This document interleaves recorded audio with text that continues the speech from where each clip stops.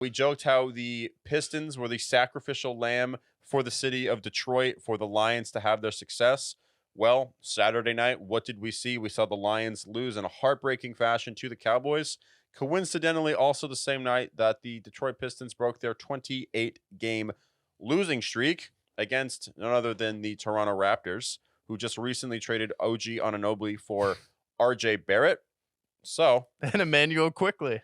yeah, Who knew? so who knew? The Raptors players seen after the game at Wingstop indulging on their free wings, something that the city of Detroit has not seen for 2 months now.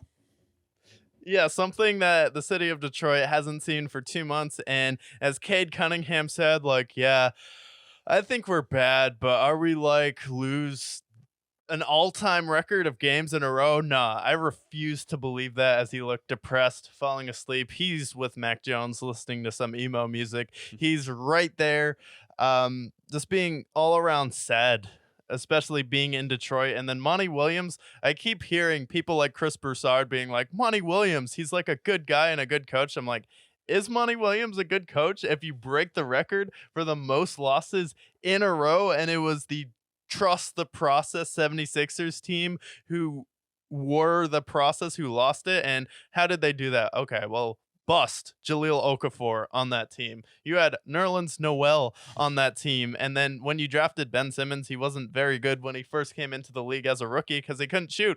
Well, the Detroit Pistons have absolute bust in James Wiseman. You have Jaren Duran. Jaren Duran on that team. I believe they still have Marvin Bagley Jr. on that team. Detroit loves bringing in centers who can't shoot.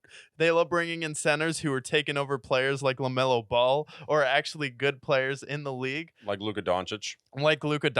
Yeah, so I guess DeAndre Ayton, we know his next stop after Portland's probably going to be there. Maybe the Detroit Pistons go out and go after Hassan Whiteside. Surprised they haven't gone after JaVale McGee yet. Maybe they can resurrect Kenneth Faried's career because he had an amazing season, then he kind of disappeared. Maybe when they want a coach in the future, they'll hire DeAndre Jordan. Yeah, and for all we know, and I think he might actually be on this team unironically, a guy who they were supposed to recruit back to Miami when LeBron was signing there, Shabazz Napier. Maybe he comes back from the grave. Yeah, the UConn kid, like, I like Shabazz Napier because, like, the first, I believe, college football, like, March Madness run I remember was when UConn won it versus Butler when Brad Stevens was there. Yep. And it was Shabazz Napier. I believe Andre Drummond was on that team, another Yep. Detroit Pistons player, Yep. and then Kemba. So maybe Kemba Walker can come back from Europe and play for the Detroit Pistons because he's been balling out there. Then they Yeah. could just put together that old UConn team.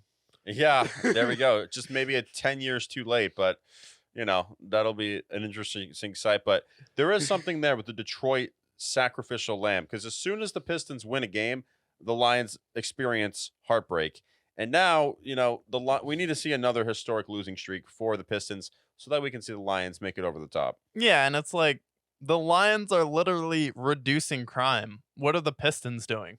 Not giving us free wings, Yeah. except for on Saturday. Yeah, I guess they bribed the Toronto Raptors with free wings there, but it was funny because we're